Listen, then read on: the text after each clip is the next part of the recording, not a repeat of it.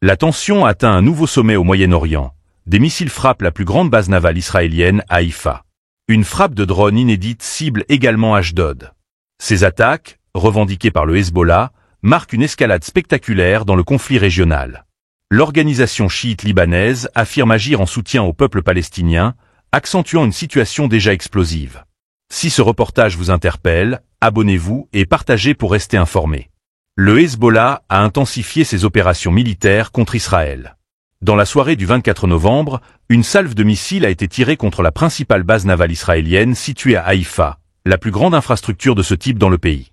La base, à seulement 35 km de la frontière libano-israélienne, constitue un pilier stratégique pour les forces de défense israéliennes.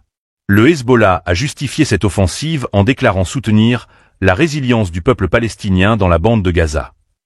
Mais les attaques ne se sont pas limitées à cette zone. Pour la première fois, des drones armés, également déployés par le Hezbollah, ont ciblé la base navale d'Ashdod, située à 150 km de la frontière libanaise.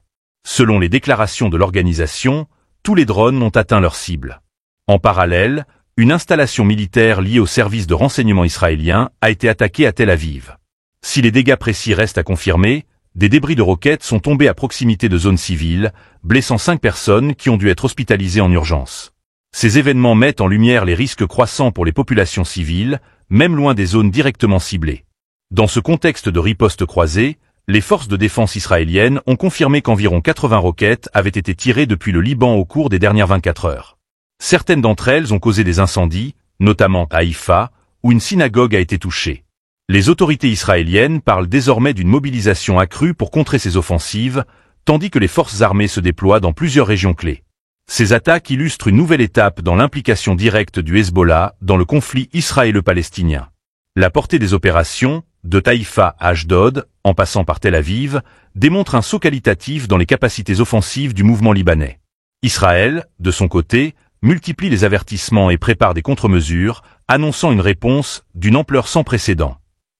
Alors que les tensions ne cessent de croître, la région semble s'enfoncer davantage dans une spirale de violence. Les observateurs internationaux craignent que ce nouveau front entre Israël et le Hezbollah n'entraîne une escalade régionale majeure, impliquant potentiellement d'autres acteurs.